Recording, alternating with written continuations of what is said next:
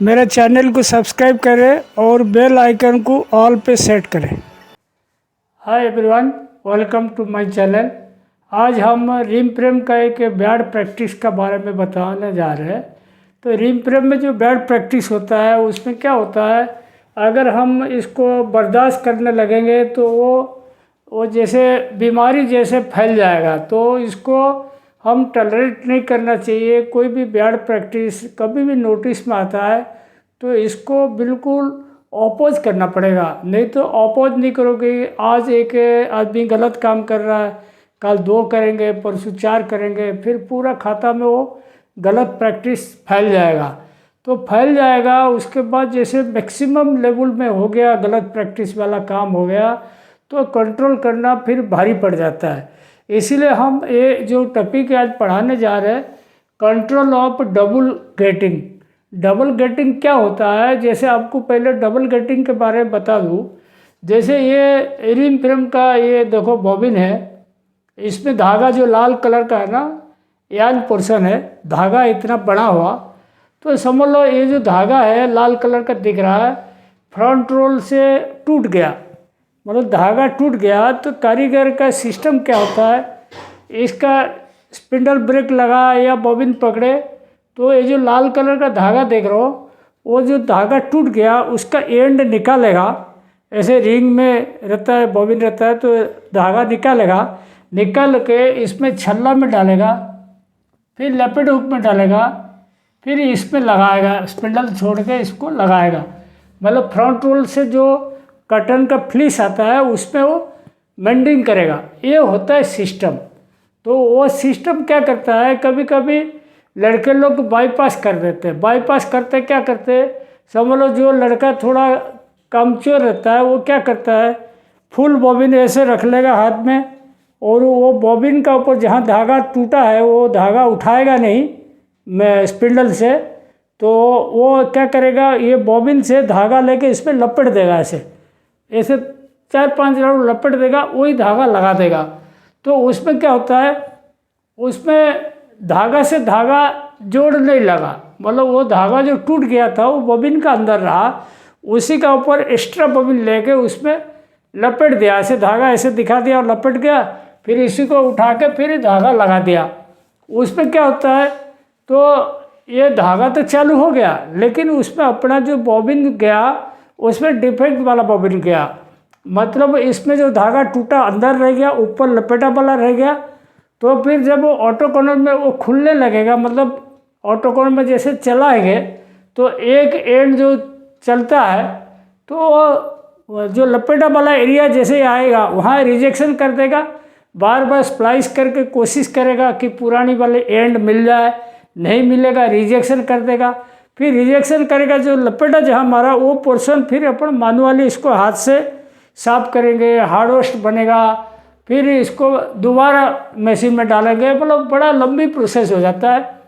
तो ये होता है सही प्रोसेस, ये होता है करेक्ट प्रोसेस। तो इसी को फॉलो करना चाहिए, ठीक है। तो इसका सबसे पहले देखिए डेफिनेशन क्या होता है जो डबल गेटिंग का। व्हेन पर a sider not take broken end of breakage yarn, जब धागा ब्रेकेज होता है, जो तार टूटा हुआ ब्रोकन एंड अगर नहीं लेके to insert through ring traveller and लपेट हुक, इसका जो ब्रोकन एंड है रिंग ट्रेवलर लपेट हुक के थ्रू वो नीचे से उठा के लेके नहीं लगा है, उसके फॉर एंड मेंडिंग के लिए नहीं लगा है, उसके अलावा क्या करेगा, use extra bobbin wrap over ring cup, extra bobbin लेके रिम फ्रेम कप के ऊपर ऐसे लपेट देगा, रैपिंग कर देगा, और मैनुअली फॉर मेंडिंग, मैनुअली और लपेटा मार देगा, रैपिंग करके मेंडिंग कर देगा। इसी को लपेटा बोलते हैं। ये बहुत सीरियस मैटर है। उसमें देखो क्या क्या अपन को दिक्कत जाता है। सबसे पहले देखिए ऑब्जेक्टिव्स, लपेटा अगर मारता है तो दिक्कत क्या क्या जाता है। It is a bad practice, ये आपको पता है, ये बैड प्रैक्टिस है। और डिग्रेड यान क्वालिटी, यान का जो क्वालिटी होता है इसमें डिग्रेडेशन हो जाता है। लपेटा वाला बॉबिन अगर ज़्यादा जाता है तो उसमें धागे का क्वालिटी खराब होने लगता है।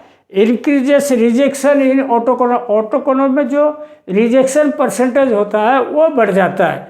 रिजेक्शन समझ लो ऑटोकोनर से ज़्यादा 5% तक होता है, लेकिन इसमें अगर लपेटा बॉबिन जाएगा 20% 25% रिजेक्शन हो जाएगा, तो आपकी एफिशिएंसी मार खा जाएगा। तो रिजेक्शन इंक्रीज होता है। फ्रिक्वेंट स्प्लाइसिंग, बार बार जैसे स्प्लाइसिंग होगा तो एआर क्वालिटी भी खराब होता है, कंप्रेस्ड एयर भी ज़्यादा खपत होता है। और रेड लाइट इंक्रीजेस, बार बार वो लपेटा बॉबिन जैसे आ जाएगा तो रेड लाइट देगा, स्पिंडल चालू नहीं होगा, तो फिर वो बॉबिन निकाल के दूसरा बॉबिन इजेक्ट करके डालेगा, तब जाके चालू कर लेगा। रेड लाइट परसेंटेज भी बढ़ जाता है। एफिशिएंसी डिक्रीजेस, ऑटोकोनर का एफिशिएंसी लपेटे के कारण घट जाएगा, आपकी प्रोडक्शन जो टारगेट प्रोडक्शन नहीं आएगा। मोर कंप्रेस्ड एयर कंजप्शन, देखो कंप्रेसर जो हवा जो कंप्रेस्ड एयर है वो बहुत ज़्यादा खपत होगा, क्योंकि जो समर लपेटा मारा वो 3 बार ऑटोकोनर वाला जो मतलब ग्रिपर आर्म और सेक्शन आर्म 3 बार ऑपरेट करेगा, इसको लेने की कोशिश करेगा। जब धागा ही नहीं मिलेगा तो क्या करेगा वो, फिर बार बार 3 बार करने के बाद मतलब इजेक्ट कर देगा, बॉबिन निकाल के फेंक देगा। तो उसमें बार बार जो ट्राई करेगा उसमें क्या एयर कंजप्शन बढ़ जाता है। तो मोर स्प्लाइस या न्यान, धागे के अंदर ज़्यादा स्प्लाइस आ जाएगा, मतलब समझ लो 100 मीटर में 20 स्प्लाइस होना चाहिए, उस पर 40 हो जाएगा, 50 हो जाएगा, तो उतना जॉइंट आ जाएगा। और वीकर यान प्रोड्यूस्ड, नंबर ऑफ स्प्लाइस बढ़ जाएगा, धागा की स्ट्रेंथ भी घट जाएगा। और उसमें और देखो और एक चीज़ में लिखना भूल गया, हार्डवेस्ट भी बहुत ज़्यादा बढ़ेगा, हार्डवेस्ट इंक्रीज हो जाएगा, क्योंकि जो लपेटा मारेगा वो बॉबिन तो चलेगा नहीं, इसको कभी कभी साफ करना पड़ेगा निकाल के। इतना पोर्शन साफ किया तो 5 ग्राम 3 ग्राम का एक बॉबिन में लपेटा साफ करने में लग गया। तो इसको फिर अपन ये जो लपेटा है इसको सबसे बड़ी चीज़ कंट्रोल कैसे करेंगे। सबसे बढ़िया चीज़ देखो एक्शन प्लान, क्या आप एक्शन लोगे तब सही रहेगा। सबसे पहले देखो frequent motivation meeting. Frequent motivation meeting क्या होता है, मोटिवेशन एक टॉपिक है मेरा, आप एक बार देखिएगा। उसमें क्या होता है, एक आप नियम बना लीजिए, डेली 4 आदमी से बात करना, कोई भी कारीगर, रिंग का हो, ड्रिंग का हो, सिंपलेस का हो, एक बड़ा डायरी रखिए, डेली 4 आदमी को खाते से बुला के ऑफिस में लीजिए, ठंडा दिमाग से उनको खाली समझाइए, भाई ये नहीं करना चाहिए, ये नहीं करना चाहिए, ऐसे काम करना चाहिए। तो इनको टेक्निकल स्किल भी इनका डेवलप हो जाएगा और वो मोटिवेशन करेंगे, थोड़ा उनका दिमाग पे प्रेशर पड़ेगा, नहीं ये हम जो कर रहे हैं गलत कर रहे हैं, इसको सही करना चाहिए। तो ये मोटिवेशन वाला जो चैप्टर है ना बहुत इम्पोर्टेंट है। जो जिस मिल में मोटिवेशन वाला मीटिंग लेते हैं वो मिल में बहुत बढ़िया रहता है, मतलब बैड प्रैक्टिस नहीं रहता। Keep working excellent, working excellent क्यों बोला गया, समझ लो लपेटा ज़्यादा आ रहा है तो उसमें खाली कारीगर का गलती नहीं, आपका भी गलती रहता है, मैनेजमेंट का भी गलती रहेगा। समझ लो आपने वर्किंग खराब दिया, समझ लो अपना रिम फ्रेम में ब्रेकेज 3-3.5% होना चाहिए, आपके 8% 10% ब्रेकेज है, तो कारीगर अगर कंट्रोल नहीं कर पाता तब जाकर वो लपेटा मारता है। तो उसके लिए आपको क्या करनी है, वर्किंग बढ़िया देने की कोशिश करना है, ये मैनेजमेंट का पार्ट है, कारीगर का इसमें कोई रोल नहीं है। उसके बाद देखो कीप रिम फ्रेम ब्रेकेज 3 से 3.5% पर 100 स्पिंडल पर आवर। ये जो रिम फ्रेम का ब्रेकेज जो होता है 3 से 3.5% ज़्यादा से ज़्यादा रखिए, तब जाके वो लपेटा के लिए अपन प्रेशर डाल सकते हैं।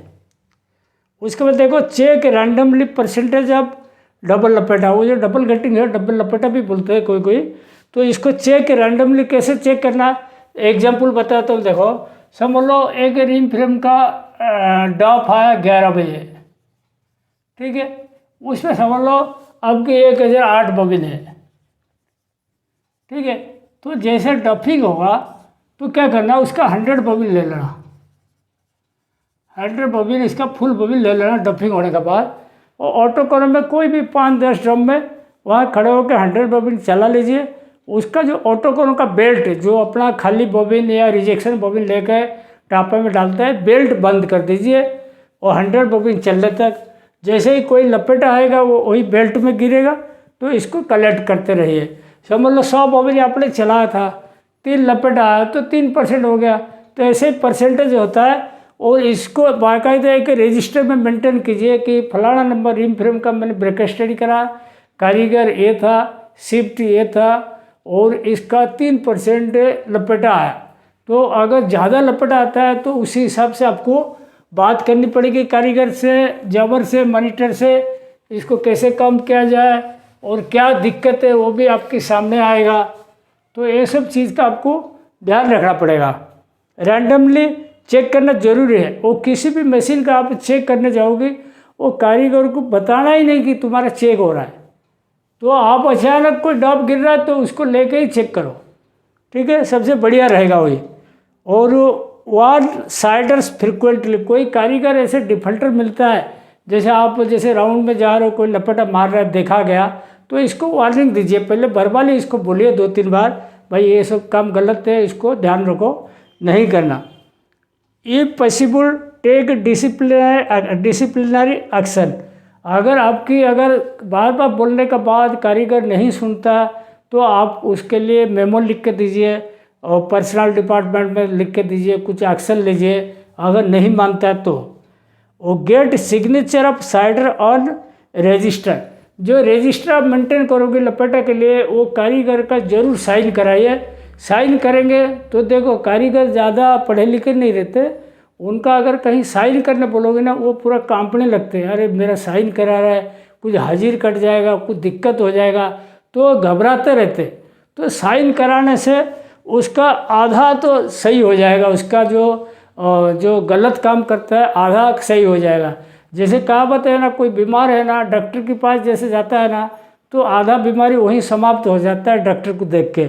ऐसे ही अगर आप साइन करा उसका आधा एटीट्यूड उसका चेंज हो जाएगा, नहीं मैंने गलत किया इसलिए मेरा साइन करा है, तो आगे से सुधार करने की कोशिश करेगा।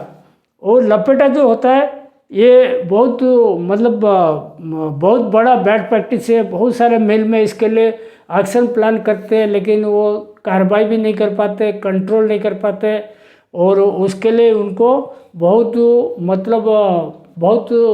लॉस बर्दाश्त करना पड़ता है। तो लपेटा बहुत इम्पोर्टेंट टॉपिक है, इसको आप अपनी एंड में कंट्रोल कीजिए। Thank you.